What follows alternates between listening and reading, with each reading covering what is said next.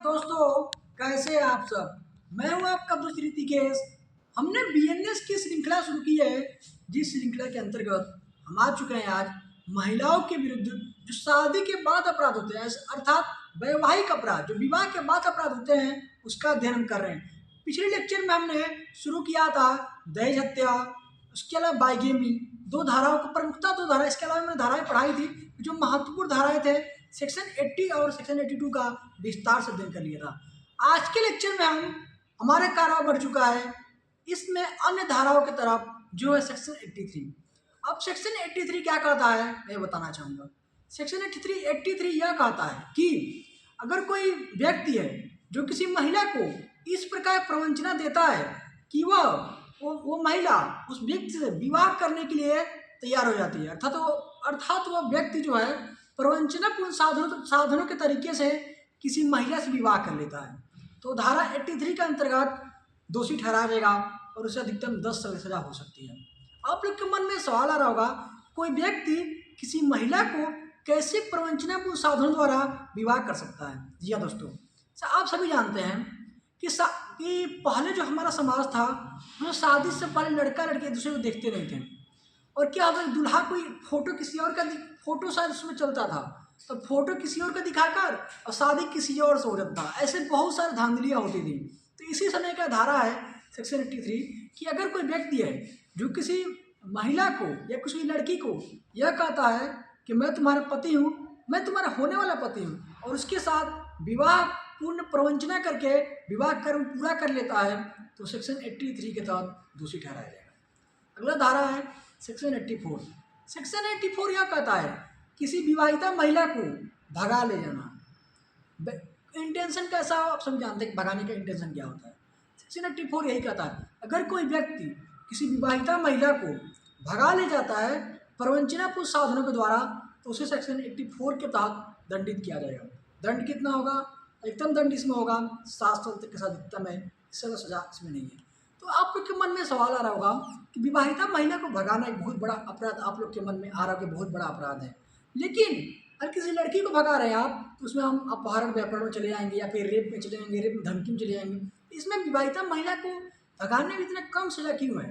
मैं भी इस बात का विरोध करता हूँ कि आर्टिकल 21 यह कहता है कि वो महिला विवाहित हो, वेश्यावृत्ति करने वाली किसी प्रकार की महिला हो, सभी महिला को गरिमापूर्ण जीवन जीने के अधिकार हैं, जो कि इस धारा के अंतर्गत उसके गरिमापूर्ण जीवन जीने का अधिकार का हनन हो रहा है। क्योंकि सरकार का जो फैसला है, जो बनाया गया बीएनएस, जो पहले हमारा आईपीसी में भी था, वो अंग्रेजों के ज़माने जो कानून है वो तो अलग चीज़ है, उस पर हम नहीं जाएंगे। लेकिन जो हमारी जो कार्यपालिका है, न्यायपालिका है, जो हमारी विधायिका जिसने विधि को बनाया है, उसको इस बात का ध्यान देना चाहिए था कि समान सजा होता सही रहता। कोई महिला विवाहित होगी तो क्या हुआ, महिला नहीं है, वही महिला है, उसे भी गरिमापूर्ण जीवन जीने का अधिकार है, इसलिए ये सजा इसमें बहुत कम दिया गया है। मैं इसका विरोध करता हूँ, लेकिन मैं विरोध करके हम कुछ कर नहीं सकते हैं, हम आलोचना ही कर सकते हैं। इसके अलावा सरकार के कान पर जू नहीं रहेगी। सरकार ने जो डिसीजन दे दिया है वो भी बहुत सोच समझ के डिसीजन दिया होगा। काफ़ी उसमें विधिवक्ता बैठते हैं बनाने के ड्राफ्ट तैयार करने के लिए, तो उस पर हम ज़्यादा कुछ बोलेंगे नहीं, लेकिन मुझे जैसा मेरा पर्सनल ओपिनियन ये है कि सरकार को थोड़ा इसमें सज़ा बढ़ाना चाहिए था। अब आते हैं सेक्शन 85। सेक्शन 85 जो है वर्तमान समय में एनसीआरबी के डाटा के अनुसार सबसे अधिक एफआईआर या परिवाद दायर किया जाता है, तो केवल और केवल सेक्शन 85 जो हमारे पहले आईपीसी में था, सेक्शन 498A 498 का क्या बात करता है? किसी महिला के साथ मानसिक क्रूरता करना। आप लोग के मन में आ रहा है कोई महिला? हाँ, वही महिला जो शादीशुदा हो। मानसिक क्रूरता कौन करेगा उसके साथ? उसका पति कर सकता है, उसकी सास कर सकती है, उसकी ननद कर सकती है, उसके पति का भाई कर सकता है, उसका ससुर कर सकता है, अर्थात कोई भी नातेदार हो। जो नातेदार को मैंने कल ही डिफाइन किया था, वो सब मानसिक क्रूरता कर सकते हैं। मानसिक क्रूरता कैसे होता है आप लोग को बताना चाहूँगा। मानसिक क्रूरता के अंतर्गत किसी महिला को यह बोलना कि तुम्हारे घर वालों ने क्या दिया, मतलब दहेज के लिए प्रताड़ना करना, या फिर कोई महिला थोड़ी सांवली, उसको ये बोलना तुम बहुत सांवली हो, शादी के पहले तुम्हारा फोटो ऐसा था, तुम ऐसी थी, तुम ऐसी सांवली हो, मतलब ऐसे रंग भेदी टिप्पणी करना जो उस महिला को मानसिक आघात पहुंचा सकता है। और मानसिक आघात के कारण क्या होता है, अधिकतर केसों में महिला पीड़न को सह नहीं पाती है, मानसिक क्रूरता को सह नहीं पाती है, और जीवन नष्ट कर लेती है, अपना आत्महत्या कर लेती है। तो मैं उन लोगों से बोलना चाहूँगा जो ऐसी गतिविधियाँ करते हैं, बहुत ही निंदनीय है। जो आपके घर जो बहू बन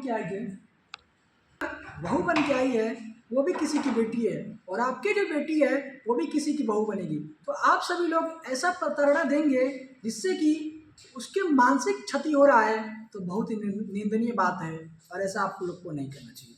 और आप लोग के मन में सवाल आ रहा होगा सज़ा कितना है। जी हाँ दोस्तों, इसमें अधिकतम सज़ा है 3 साल तक की अधिकतम सज़ा इसमें है, और जुर्माना का भी दायरा इसमें ठहराया जाएगा। आप लोग के मन में आ रहा होगा केस कोई बता दिया जाए, तो केस में बताना चाहूँगा अवनेश कुमार से स्टेट ऑफ बिहार। अवनेश कुमार एक केस आप लोग सोच रहे होंगे इसमें क्यों बताया जा रहा है, तो एंटीसिपेटरी बेल का केस है, लेकिन नहीं। इस मामले में हुआ था अवनेश कुमार में कि अवनेश कुमार के खिलाफ मानसिक क्रूरता का धारा लगा के को दंड ठहरा दिया गया था। तो मामला न्यायालय में गया। न्यायालय में अवनेश कुमार के अधिवक्ता महोदय ने एक एनसीआरबी का डाटा पेश किया था, जिसके अंतर्गत मानसिक क्रूरता में जो सज़ा होती है वो केवल और केवल 10% सज़ा होती है, बाकी 90% मामले फर्जी होते हैं। और जब मामले फर्जी आ रहे हैं तो न्यायालय क्यों किसी को गिरफ्तार करे, क्यों किसी को जेल भेजे? इस आधार पर प्लिया लेकर उन्हें अवनेश कुमार को एंटीसिपेटरी बेल दे दिया गया था। तो इसी आधार पर न्यायालय ने कहा था कि अगर कोई मानसिक क्रूरता का मामला आता है तो पहले पुलिस उसका संक्षिप्त जांच करेगा, उसके बाद कोई कार्रवाई करेगा। लेकिन इसका गलत फायदा आज भी हमारे समाज में उठाया जा रहा है। हाँ, हो सकता है कुछ जगह क्या होता हो कि मानसिक क्रूरता होता हो, कुछ जगह नहीं भी होता, लेकिन जो डाटा आ रहा है एनसीआरबी का वो चौंकाने वाला है। क्योंकि सजा हो रहा है एनसीआर जो उसमें 498 आईपीसी का जो था, जो हमारा वर्तमान में 85 बीएनएस में सजा बहुत ही कम हो पा रहा है। इसका मतलब यह है कि धारा का मिसयूज बहुत ज़्यादा हो रहा है, फिर भी सरकार इसके लिए कोई कदम नहीं उठा पाती है। हाँ, उच्चतम न्यायालय ने अवनेश कुमार केस के बाद यह डिसीजन दे दिया था कि पहले संक्षिप्त जांच करिए, उसके बाद आप किसी पर कार्रवाई करिए।